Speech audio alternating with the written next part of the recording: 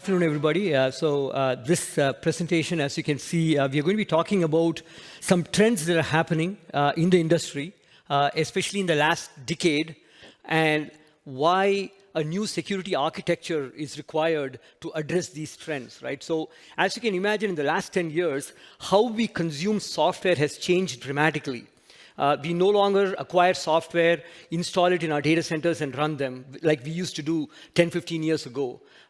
Almost every large or even medium-sized organization has some kind of strategy to go to, I would say, pretty much zero private data center footprint. Maybe not quite zero, but trending towards zero, right? Which means how we are consuming software is drastically changing. So what does that mean to security, right? Because security has to evolve with that trend.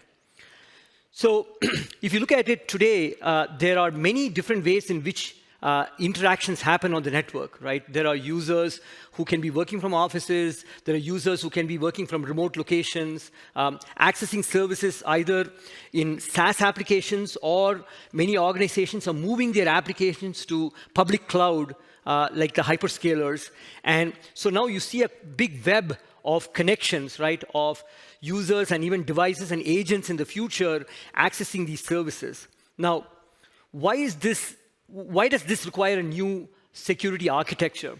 For one, IT departments have lost control as to what applications are being used, right? And you might have heard of the term shadow IT, which is basically large organizations have groups that go and use their credit cards, acquire software, and start using it, right? And these tend to be big security risks because all SaaS applications or even public cloud is not created equally.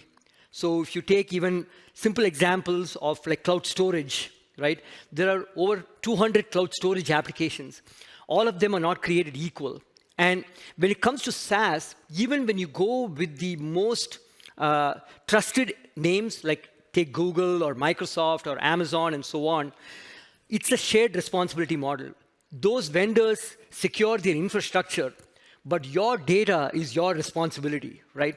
And so there are some interesting numbers here, right? Like on average, we are seeing over 2,000 SaaS applications being used in an organization. And again, this presents a new security risk surface that needs to be addressed. Now, on top of this, if you start looking at attackers' direction, right, they're starting to use SaaS applications, right, as like conduits in all stages of MITRE ATT&CK framework. So for example, reconnaissance, or if it's command and control, or even data exfiltration is no longer happening to web servers that are hosted somewhere that you can have threat intelligence and block. Instead, they're using like Twitter or GitHub and so on to communicate, which means that you cannot blindly trust these services in your organization, and you need a different way of addressing that, right? And as you know, 100%, I would say, of traffic going to the SaaS applications and public cloud and so on are all encrypted, which means if you need to get visibility, you need to do some form of decryption, right? So that is the landscape. Now, fast forward to November 30th, 2022, right, when ChatGPT came out, right? And this has created yet another phenomenon that we all have to deal with. In the name of GenAI, right?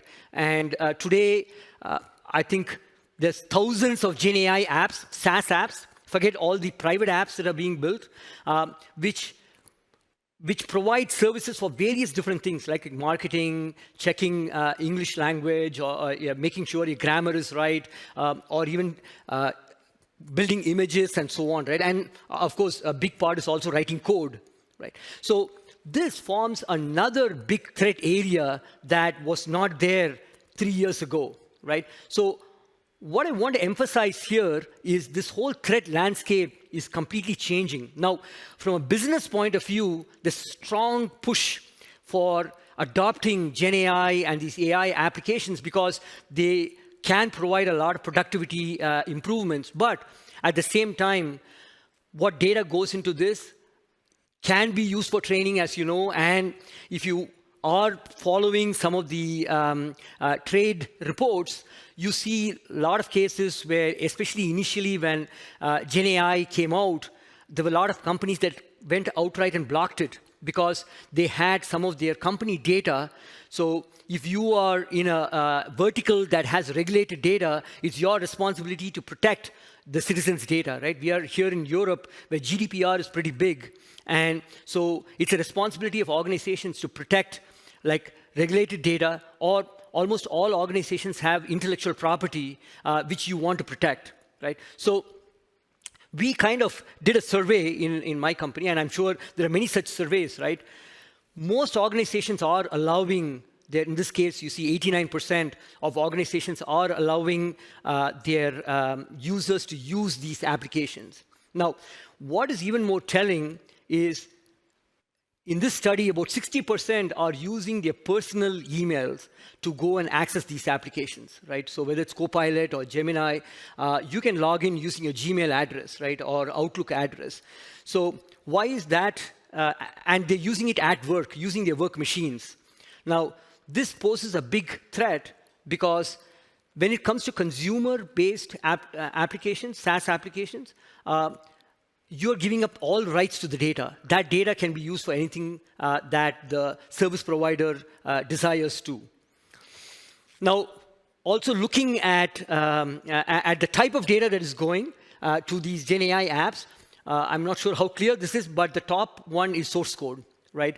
Because most organizations tend to develop code, and these GenAI apps give you better productivity in terms of software development, right? And then, of course, you see like regulated data, intellectual property. So all I want to emphasize here is this is an imminent threat for all organizations that requires attention. Now, you may think at this moment, what do I do, right? It's a very simple question. Do I allow or do I block, right?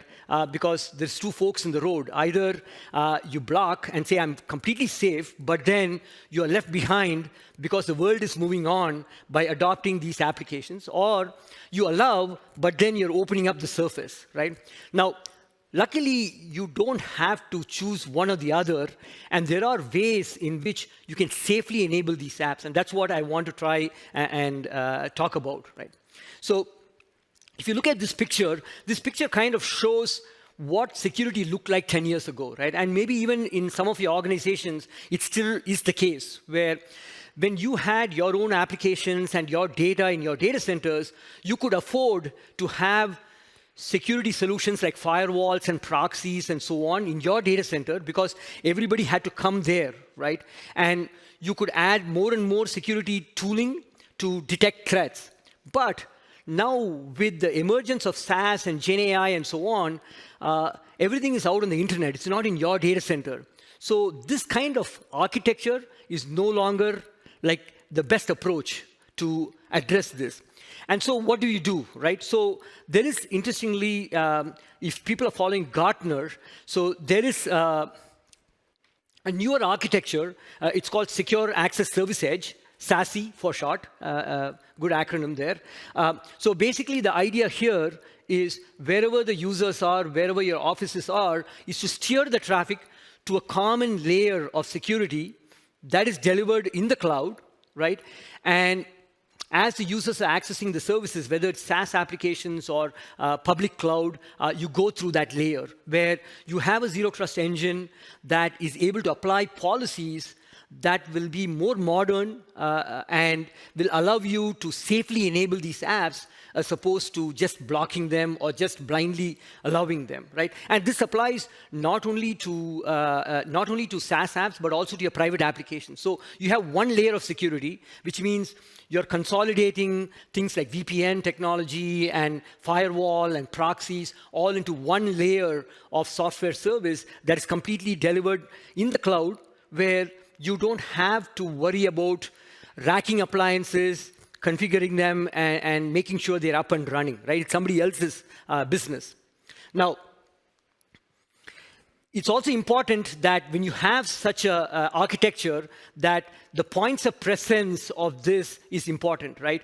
If you had an architecture like the one I showed before, but if you are delivering it in 2 or 3 places, it's pretty much same as what you had before, which is you're backhauling to those few places. So the more distributed you are, so that you can have that zero trust engine anywhere close to the user, right?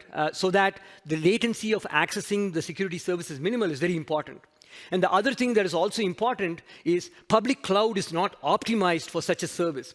And the reason being, public cloud is built for application workloads, right? A security platform like this is not an application. It has to inspect traffic, and the traffic has to go somewhere. And public cloud is not optimized. There's an interesting saying that public cloud is like a casino. They want you to come in but not go out because they want you to spend money, right? And so that's one of the reasons why if you are looking at modernizing your architecture, you want to look for a platform that is distributed throughout the world, right? Wherever your users are. Now, let's fast forward and go into the zero trust engine, right? So that is the architecture.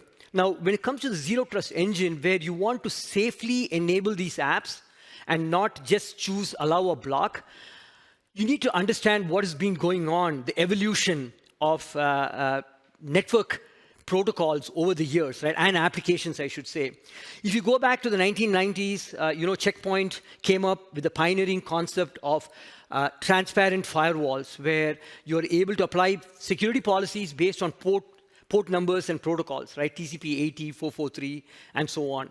Now, that is long gone. Pretty much everybody, most interesting traffic is over 80 or 443. I should say more 443, right? SSL. So then came the concept of a next generation firewall or a proxy, I would say in the turn of the century, in the 2000s.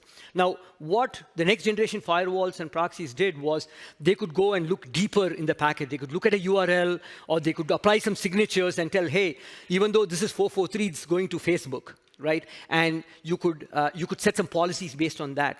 But now, let's fast forward to 2010 and beyond, where we are in the world of SaaS applications, IaaS applications, GenAI applications, and so on. 100% of these apps are all using APIs to communicate, right? So when you go and perform an activity, like you post a prompt on ChatGPT, there is a REST API that is being sent from the client side, maybe a browser or an application, to the service. In order to understand the context, you need to understand that API. So the next generation of network security is all around how do you understand these APIs and how do you dissect those APIs to get better context, right? So what do I mean by better context? So this is from the perspective of a user using an application, right? Obviously, when you look at zero trust as a policy engine, there are important criteria like identity of the user, the device you're using to ensure that they have a conforming device. You also look at what type of browser they're coming from, what location they're coming from, and what type of service they're accessing, right? Now, that's all what you get with like traditional proxies. And that is not sufficient to address the threats that we are seeing today with SaaS and public cloud and GenAI apps. You need to go beyond that. And that is where things like instance trust, if you look at SaaS applications, right, 100% of them are multi-tenant by nature, which means that just like how your organization uses Google Drive, there are many other organizations that also use Google Drive, and so do the hackers. If you look at why, when you look at the MITRE attack framework, hackers are adopting SaaS apps for reconnaissance and for command and control, it's because if you look at traditional security solutions, they're just looking at the URL. As you all know, it's drive.google.com or mail.google.com, or it's copilot.microsoft.com, right? How do you know that by looking at the URL that this user is indeed uploading a file or posting a prompt to your company's instance of Copilot, or is it to their personal instance of Copilot? So the instance becomes very important in a SaaS world, right? And then, of course, what activity are they performing? Are they uploading a file? And in that case of a file, are they sending sensitive data, maybe regulated data or source code, right? Becomes important. So if you look at this newer format of zero trust, right? This allows you to create fine-grained policies. You can say if a user is using my company's instance of Copilot, it's okay for them to upload sensitive information because my terms and condition with Microsoft says that they cannot use that data for training, right? So it becomes very important that what is the context of what the users are trying to do? And the same thing applies for non-human identities. I've just shown user, but you can imagine in the future as agents proliferate, you want to apply similar type of zero trust policies. And this is what makes you safely enable them as opposed to either blocking or always allowing, right? And always coach the user. Coaching the user becomes very important because users know why they should or should not do certain things, right? So I would say that in order to really safely adopt SaaS and all these applications, you need a much finer grained policy infrastructure, right? Now, when you look at this, you may wonder, so how do you accomplish this, right? And why am I here in the OpenSSL Foundation conference? The reason being, everything, as I said, is SSL, TLS encrypted on the network. Now, this is one form of an architecture. I'm not telling this is the only architecture, right? Where if you have remote users, you can create a tunnel from the remote user machine to that edge network I talked about, right? You have an edge network which is delivering security, right? And if you're sitting in a branch office, you can have an IPsec tunnel which carries all the traffic of the users sitting in their office location to this edge network, right? Now, the first point of entry in the edge network is where you terminate the outer tunnel. And once you terminate the outer tunnel, you have the traffic that is going to the destination. This could be Google Drive, it could be Copilot, and so on, right? And if you really want to get the intent of that transaction, you need to have a proxy that is able to inspect that traffic. And which means it needs to be a trusted broker in terms of breaking open the SSL, getting the context, and applying the policies. Again, this is for an enterprise use case, right? So number one is terminating the outer tunnel. Number two is terminating the SSL TLS connections to get better context. What you see 3 and 4 are quite different use cases. Number 3 is more if you want to encrypt files that are being uploaded to cloud. And number 4 is if you generate any metadata in the process, the ability to encrypt that metadata, right? So there's many different use cases for encryption inside such a platform. Now, when it comes to the proxy itself, as I said, it needs to terminate the connection in order to get the context. So how does it terminate the connection? So in order to terminate the connection, it has to sign certificates, right? And tell the client, so if you are in an organization, most often organizations have their own PKI, and the laptops or the endpoints delivered to the users have that PKI root certificates trusted in the browsers. So if the organization can give a signing certificate, intermediate signing certificate, the proxy can then sign the certificate in such a way that the endpoint can accept it, and the proxy can then inspect that, and then apply the zero trust policies that I talked about, and then initiate a brand new TLS connection on the north side to the service that the user is going to. So this is one of the typical ways in which such proxies in the network help in getting you much fine-grained policies, protect your data to ensure it is going to the right place. Now, when it comes to the intermediate signing CA, there are different approaches there, right? One approach is the organization gives an intermediate signing CA and the private key. In which case it becomes the responsibility of the service provider to protect that key in a HSM or vault. Or there are also other options, right? For example, this is where, again, another common protocol called KMIP comes into play, where you can, if there is a KMIP server sitting inside the organization, then what can happen is a CSR can be generated in the proxy, and we always recommend short-lived certificates because you don't want these certificates to be long-lived.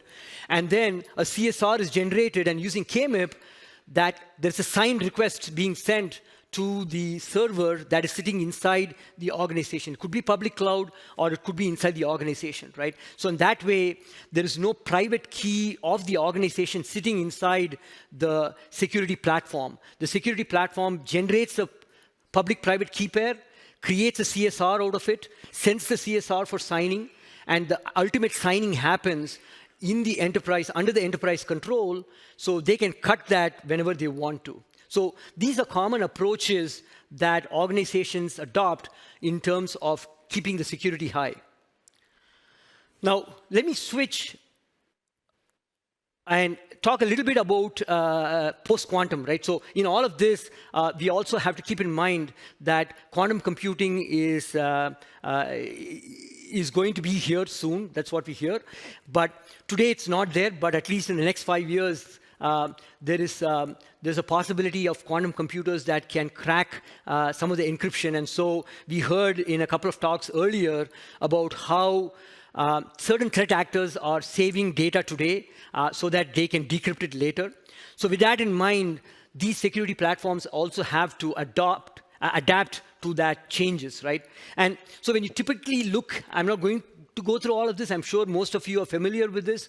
When you look at a typical TLS connections, there are two types of encryption algorithms that take place. One is the asymmetric key exchange for establishing the symmetric key for the session key, right? Obviously, the symmetric encryption is not susceptible to quantum computing. That has been shown that AES is pretty secure. It's the asymmetric that is not that is susceptible, where the private key could be factored by quantum computers. So with that in mind, when you look at some of these security platforms, you need to make sure that they are at least prepared for addressing this threat of quantum computing, right? And obviously, NIST has come up with the standards for I think 4 to 5 algorithms. And the good news is OpenSSL 3.5 now has the implementation for these algorithms, right? And specifically for the key exchange, it's ML-Chem. There are 3 key sizes. NIST recommends 768, but there is 512, 768, and 1024. But by adopting OpenSSL, it's possible for these platforms to then become future-proof in terms of providing support for quantum-safe cryptography algorithms, right? And so in that case, what happens is both the connection from, so as you know, most of the browsers, at least the leading ones like Chrome, Firefox, and so on, already have support for ML-Chem. So you can go turn that on, and the proxy, the SASE proxy that you deploy, if it supports negotiating that, then you know at least the first leg, you got that covered. Similarly, if the application providers start implementing PQC algorithms, you can also secure that, right? So in that way, OpenSSL has been like very useful because most organizations tend to use OpenSSL, and the support for quantum computing has helped advance these systems to support that. So I just want to wrap this up by telling, so the key takeaways, right? We talked about 3 different things. The emergence of SaaS, PaaS, IaaS, and GenAI, right, is increasing the threat space of organizations, right? And quantum computing is another threat that we need to deal with. And we talked about modern security architecture in the form of a SASE platform that can provide much more fine-grained zero-trust policy enforcement that will allow you to safely enable these apps as opposed to blindly allowing them or blocking them. And finally, like the enabling technologies for this is like OpenSSL's support for post-quantum cryptography, as well as key signing using KMIP and so on, right? So embracing some of these open implementations help these platforms to adapt and provide better security for the changing landscape. So with that, I will pause here and see if there are any questions that I can take. You're essentially like man in the middling whole communication with all of those SaaS services. So yeah, no, that's a great question. So yeah, I'm in Europe. I have to be aware of privacy, right? So again, this is not for consumer. So again, all these platforms, whichever one I hope, whichever platform you look at, also have ways in which you can bypass decryption for certain applications, like let's say you're going to banking applications or healthcare applications and so on. But so long as you're using the enterprise applications, which the enterprise is using, like your OneDrive, SharePoint, and so on, there is a need for the organization to protect its data, because the same organization which has to worry about privacy also has to worry about GDPR, right? And so most of the security vendors work with workers' council, whichever country it is, right, to ensure that the users are informed that such inspection is happening, and if they so wish, where they don't want to handle, they don't want to do that, anything that's private on the company-issued laptop, they can do that. Yeah. So I have a question about this SESI concept. So I understand it like a corporate VPN with some access control. Is it like correct idea, or it's too simplistic? I think it's a bit simplistic. So in a sense, it's VPN in the sense it's a tunnel that is established from the endpoint or from a location.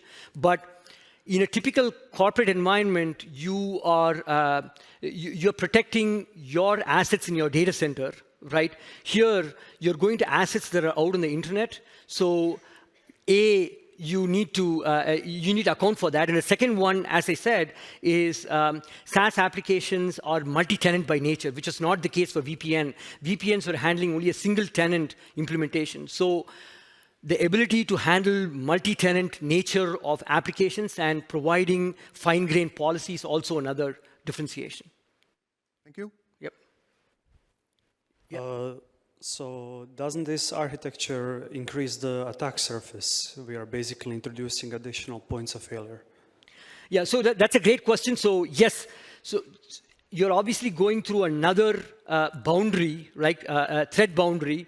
And so you need to make sure that the platform that you choose is architected in a safe manner. Is going through compliance checks. You know, there's all kinds of ISO 27001, and then if you're like the US has things like FedRAMP that is required for government organizations. So yes, there is a new threat, but then you need to ensure that the threat modeling has been done in such a way that the platform itself is architected in a secure manner.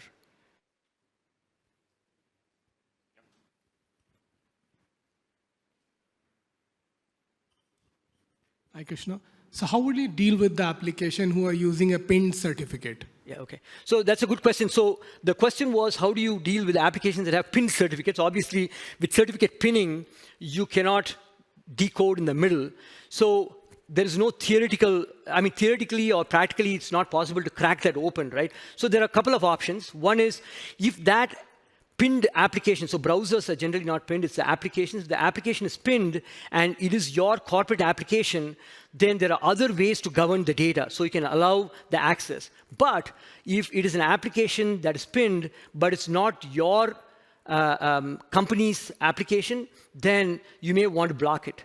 Or maybe if it is from a managed, so a lot of options are there. If you're on a managed device, maybe you allow it, but then you monitor the data differently. But if somebody's using the unmanaged device, then you completely block it, right? So obviously, you want to choose a security platform that provides flexibility to deal with conditions like certificate pinning, end-to-end encryption, like WhatsApp and so on, right? Like there's still some parts of the world where WhatsApp is used for business, and so you got to deal with that on a case-by-case basis.